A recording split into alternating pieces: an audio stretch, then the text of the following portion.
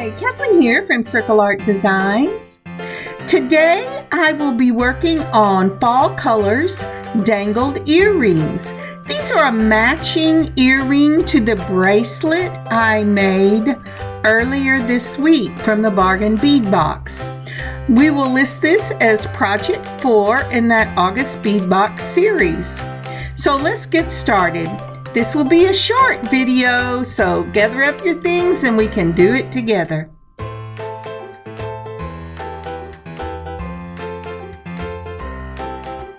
I was really hoping I could put this on to the end of Project 3, so I didn't do a material portion of the video. So I'm going to add this picture in here, and let me give you the things that I used. In this picture is our olive shimmer faceted coin beads. These are 8mm crystal faceted beads, and they came in the August bead box.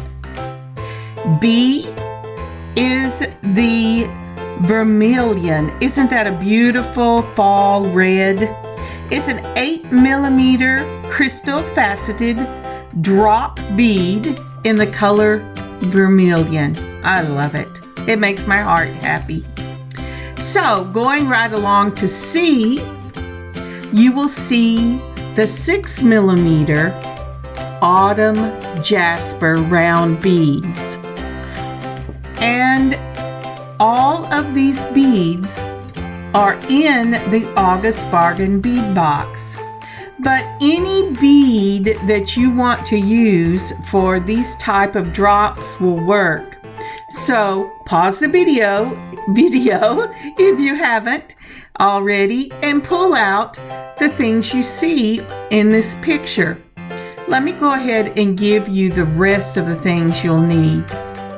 So starting with D, I have these very small 24 gauge head pins.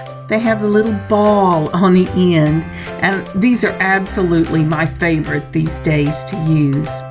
Now you are going to need 4 of these for each earring. Then you also are going to need a necklace extender chain. Any medium-sized chain you want to work with would be fine, but I use the extender chains when I put the clasp on the Cha-Cha bracelet, and I'm using that same extender chain to make these dangles. You will need 1 for each earring. And then you will also need some 4mm round jump rings and 2 of your ear wires, whatever you want to use. I look like these little hook ones for this, and so that's what I'm going to use. So again, pause your video, gather up your things, and let's do this together.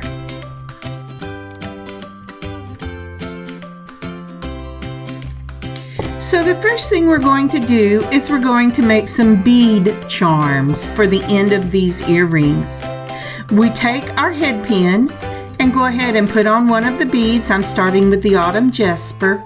Make sure when you hold that with your straight nose pliers that the end of your head pin does not come out over the pliers, but it's flush up against the ends, just like that. And then you're going to turn it slowly all the way down till the wire touches the bead, and then we'll move on to the next one. I love doing the beads like this whenever I use these little bitty 24 gauge head pins. They are so delicate and so beautiful looking, but along with the delicateness of these head pins comes the desire to come open. So when you do these little turns, you have several loops going down so that it won't open on you and come off. So again, we're putting on this time the olive shimmer. That's a beautiful fall green. We're holding that head pin flush up against the side of the straight nose pliers and then just twisting down. Now then, once we get all 4 of these, that would be 1 of the vermilion, 1 of the olive, and 2 of the autumn jasper, we're going to take our chain, and again I'm using the necklace extender, and we're going to add these on either end of this necklace extender. That seems pretty easy, right? Okay, let me lay this back out. All right, try it one more time. I was afraid I had gotten off of the camera. Now, once we do that, I am counting to see how many of the chain links I have in this extender. I have 11, so I could do it on number 6 from the end and they would be equal. But I like the offset of the way the earring looks, where one is slightly longer than the other one. So that's what I'm going to do. I am going to put 4 on one side and then pick up the next one. That will give me a longer loop, a longer chain on one side and a shorter on the other. So my jump rings have already been opened, which is a blessing for this. It makes it shorter, but so I'm putting on the vermilion, and then I am putting on the autumn jasper, and then I'm going to put on the very end of that chain.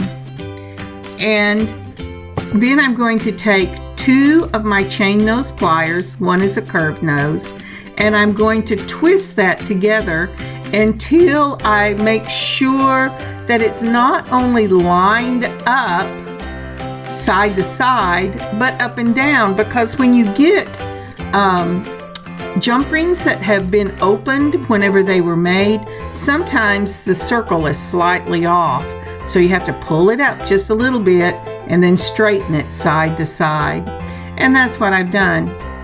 Now then, I'm taking, because we've done all of them, and I'm putting on the olive shimmer, and then I'm going to put on another, I said shiver, the olive shimmer coin bead, and then I'm going to put on the autumn jasper. I just love these colors. And on the other end of the chain, you're going to use a jump ring and go ahead and put this on. So you have got your charms on both ends of this chain you're going to be using. And do you see that? That's the way it's going to look. Move your hand, Kathryn. I can't see. Oh, I know what you're doing. You're counting again. You know how people tell you, measure twice, cut once? Well, that's what I'm doing with this chain. Measuring twice and putting it on once. Okay, I've decided what I like. Let me put it out here where you can see it. Okay, get it straightened up. Now, there is another thing to be aware of when you're doing this, and that is when you're making earrings where you have control over what the earring hangs like. Some things you can't. If the kitty is on the left side of the charm, the kitty's going to be on the left side of the charm regardless of what you do. But if you have control over this, you're going to want to go ahead and make sure, and that's what I'm showing you here because we've jumped ahead. I didn't want it to be too long and repetitious. That if you've got red on the outside of your earring, put the red on the outside of the other earring. That way it balances the face. And if it's something like a charm, like I have some little kitties and moons I'm working on for October, I have no control over where those kitties are going to be. But if you do have control, be aware of where you're putting them. Now the part that I just did, I like my earrings to face forward. So I always take the little hoops at the bottom of these earrings and I twist them. So instead of going to across my neck, it faces my face. Does that make sense? Well, you'll see in just a minute. Okay, let's go on. So, and once I've got both hooks and I've turned them so I know where I'm going to put them to make that red go on both sides, I've taken another one of these open jump rings.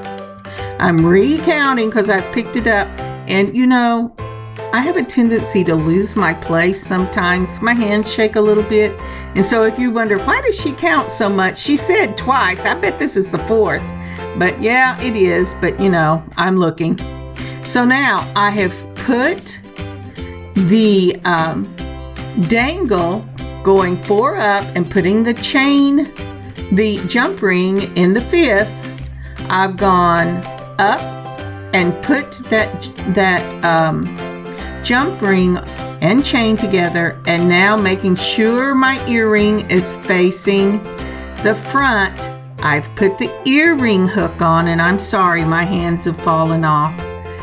I put those, there we go. Okay, now close it up, please. And it's the same way. I'm making sure it's really closed. And it wasn't, because the bottom, it had sunken down a little bit, and so I had to pull it up a little bit to make the circle. And I have one done, and it's sitting on the correct side for the red.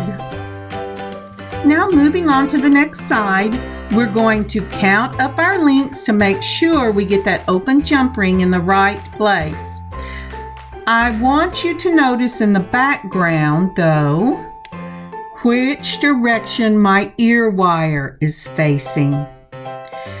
When I go to put the second ear wire on, I need to make sure that my ear wires are facing opposite directions, and the red bead is facing the outward side on both of these ear wires. I hope you've enjoyed this quick little project today. I had a lot of fun making these. As soon as I put that drop on the bracelet, I had a brain lapse, a drop on that bracelet, I knew I was going to make dangle earrings the same way. And these are the finished pieces. Would you please take a moment and like and leave a comment for this video? It would be greatly appreciated. And I hope you have had as much fun watching this video and hopefully working along as I did making it. And here are some finished pictures. Aren't these great little fall earrings? I really love them. These earrings and the matching bracelet are up in my shop, circleartdesigns.square.site. I will leave the link in the description below. I hope you had an amazing beading adventure today, and I hope you have a wonderful weekend. Kathryn, circleartdesigns.square.site.